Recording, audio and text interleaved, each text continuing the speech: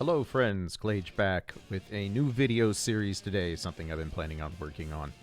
The rollback announcement for XRD happened a few weeks ago at CEO Otaku, and so I know a lot of people are looking forward to trying XRD out for the first time. Maybe you just started with Strive, or maybe you just haven't looked at XRD while playing other games because it's never had very good netcode.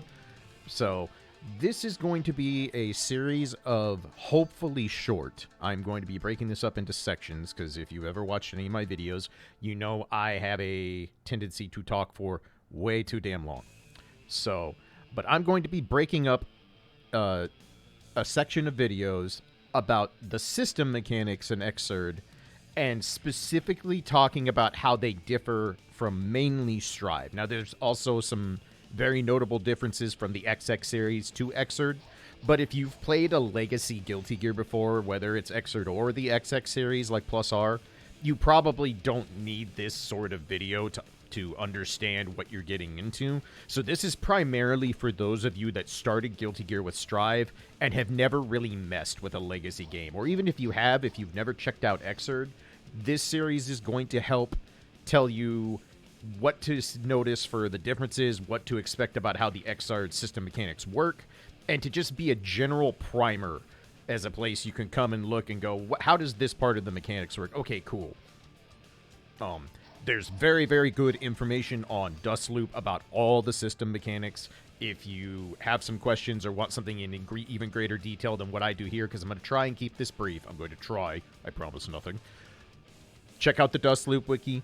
If you are brand new to XRD or you're still pretty new to Guilty Gear, I also highly recommend you check out the tutorial for XRD. It's actually a very, very well done tutorial that utilizes literal mini games within the fighting engine to teach you how to play the game. It's not the most robust tutorial of all time. It's not going to be going near as in-depth as, say, Under Night's tutorial is, for example, but it's a very, very good tutorial for teaching you how to get through the basics of Guilty Gear XRD. So, this first section, I'm just going to be talking about the differences in system mechanics with regards to movement and regards to recovery, as in how to recover from being hit, how wake-up recovery works, stuff like that. That's all this one's going to be. So, let's just get right into it so I can keep these short. Ideally, I want to keep these videos 10-12 minutes at most, so that when people are learning, they can just come and go, okay, here's a breakdown of the movement, here's a breakdown of the offensive mechanics, stuff like that. So movement and recovery. So the first thing to note, the most notable thing, if you are coming from Strive especially, there is no dash macro in XRD.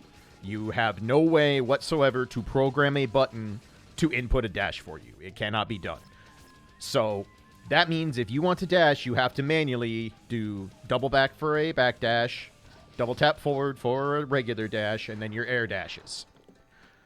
This is going to be very different if you've only played Strive, because the dash macro is an incredibly useful tool, incredibly powerful tool for all sorts of things, because characters have dash cancelable normals and air dashes can be done very easily by just hitting a button. That's not here in XRD. You do have to do all your dashes manually. Now, with regards to how the dashes work, your ground dash is pretty much what you've experienced in Guilty Gear Strive. Most characters have a standard, running dash. Both Soul and Kai, for example, just do a standard running dash.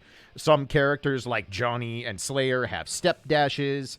And then some characters have no dashes, i.e. Potemkin still does not have a dash in this game. He cannot dash in any way. But ground dashes in general are the same as they work in Guilty Gear Strive. You have a little bit of startup, and you do build up momentum the longer you dash. Different characters have different acceleration speeds, all that good stuff. So ground dash is pretty universally the same. Back dashes, however, are drastically different in Guilty Gear XRD. Not only do you have to input them manually, you can't do it with a macro, as I said earlier. They are much, much stronger in this game overall. Even the characters with the quote-unquote weaker backdashes still have a very large number of iframes on their backdashes, and wake-up backdash is a viable defensive option for a lot of characters. Some characters, like Johnny, have absolutely cracked out backdashes that are very fast, go very far, and they're basically invulnerable for almost all of it. So using backdash to reposition yourself or to cause things to whiff absolutely valid in this game. You will get a lot of things to whiff if you just backdash at the right time. So, backdashing is not just primarily a spacing tool in XRD. It is a legit defensive option to make things whiff and then to attempt to punish your opponent for whiffing something. Air dashes, as you probably noticed when I was showing, air dashes are much faster and have essentially no startups. Like, you in an air dash, you're going. There's no fancy sigil or showing that the character has started an air dash. You just go. You're in. That just happens. Same thing for air back dashes. There is, quote-unquote, startup to an air dash. There is a brief period of time where you start your air dash where you cannot block or input a normal or anything like that. But it's much, much, much smaller than Guilty Gear Strive. So air dashing is much faster. It's a much more dangerous way to approach. And you're not going to have the visual tell anymore of the big, oh, they're air dashing at me. No, they'll just start air dashing at you immediately. Another thing that's really important to note is that air dash cancels basically do not exist in this game. There are characters with double air dashes like Millia and Dizzy who can do combos where they do an air dash and then jump cancel one of their jump cancelable normals into another air dash and continue a combo. That's mostly a Millia thing. But there are no characters in this game who can just do like jump kick and then cancel it with an air dash. If you want to do some kind of normal into an air dash, that normal has to recover in enough time for you to input an air dash before you are below the minimum height. So those kinds of air dashes don't exist in this game. For the most part, almost every character that has an air dash gets one of their air options. They can either do a jump and an air dash, or they can double jump.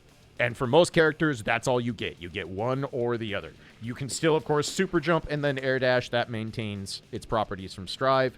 And then there are, as I said, exceptions. Chip can jump 3 times. He has a triple jump, and then Millia and Dizzy have double air dashes.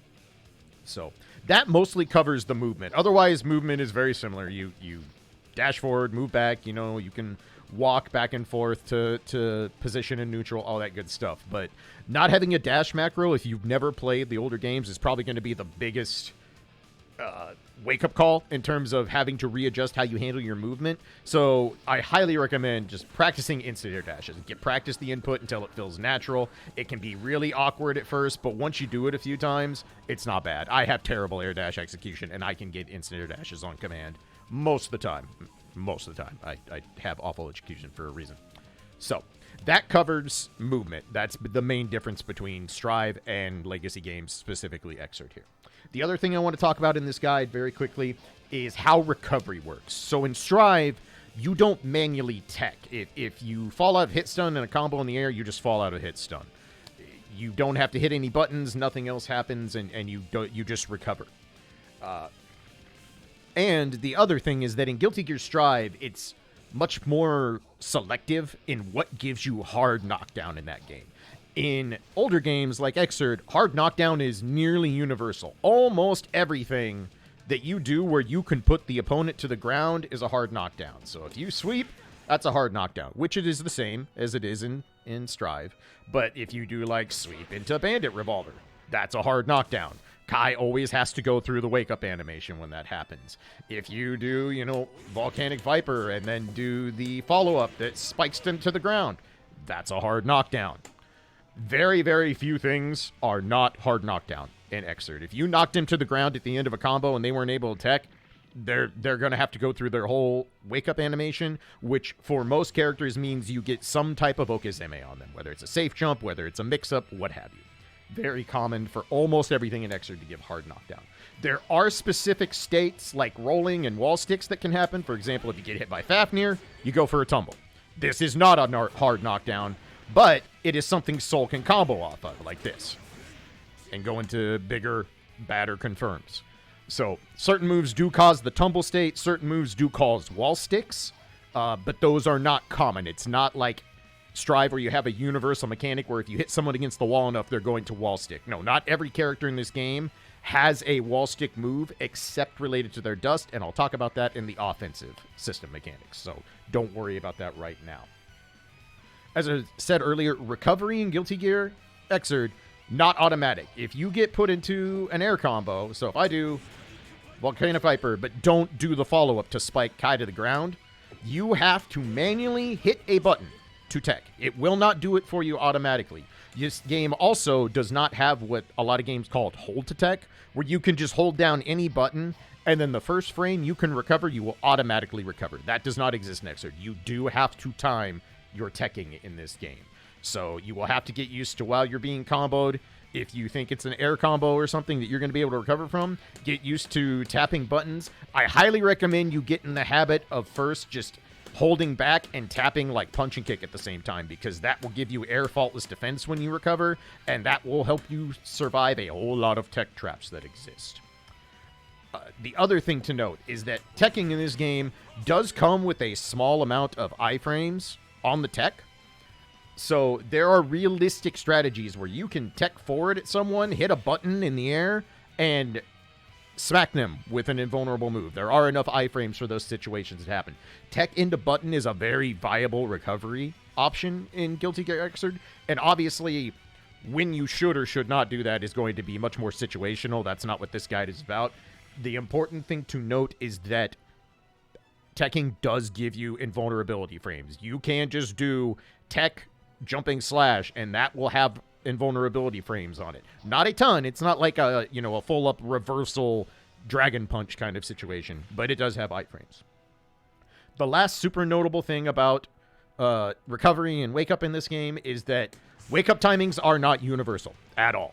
Characters can have drastically different wake up times, and they can have drastically different wake up times based on if they get knocked face up or face down. Sin, for example, let's just go grab him real quick so I can show you a prime example of this. Sin has drastically different wake-up times depending on if you knocked him face down or face up. So, if you play a character that has very, very Oki-centric style play, a lot of their play revolves around knocking the opponent down and then timing something to do on their wake-up, just note that certain characters are going to wake up far faster or far slower than others. And like I said, certain ones, like Sin especially, have drastically different wake-up times. So if we knock Sin face down, see, he does a little ground pound, throws a little temper tantrum, then he gets up. Now watch what happens when we knock him face up. That he has to do a full spring up. Much, much, much longer animation. These are drastically different timings. So this is something you will have to be aware of. Whether or not non-universal wake-up timings are good or bad is not what I'm trying to debate here. Some people like it, some people do not. I understand both sides of it, but it is something you definitely want to be aware of with the recovery system in Guilty Gear XRD. So, that's going to do it for this one. I want to keep these short. I want to keep them very simple. I'm going to be doing probably 5, 6, 7 of these to go over all the important system mechanics. So there'll be one solely on the differences in offense from Strive to XRD, solely on defensive options, one just on the Roman cancel system, because that's very important, and then some other ones on just the general system mechanics that are going to be different from the two games. So if you're looking forward to trying out XRD, I hope you enjoy it. It's going to be really cool to see this game get a good revival. There's already been a lot of people who put a lot of time and effort to keeping XRD alive. Giving it Rollback Netcode is going to be a huge shot in the arm. It's going to be great. So if you're thinking about trying XRD, I highly recommend you do while the Rollback beta comes out. Give it a shot. See if you like the game. And if these guides help you out, let me know. If you have any questions or comments, leave them down below. And if you don't know, I am doing YouTube as part of my actual content creation now because, well, Twitch is a dumpster fire. So I'm streaming Guilty Gear at least once a week on my YouTube channel. So if you want to watch me play live matches, give some insight and commentary, feel free to drop by. If you want to do the like, subscribe thing, cool. I would appreciate it. And I do have channel memberships and all that nonsense if you're interested in supporting me for making more Guilty Gear content in the future. Never necessary, but if you want to throw me a few bucks for helping you learn a little bit more about Guilty Gear, cool. I'd appreciate it. Anyway, that's all I got today. More of these guides will be coming during the rest of the week as I get them talked about and recorded and thrown up. But for now, that's going to cover what I wanted to cover today, just an intro to what these guides are about. And now you know how movement and recovery work in XRD compared to Guilty Gear Strive. So, y'all stay safe, take care of yourselves, be good to each other, and I will see you in the next guide. Peace.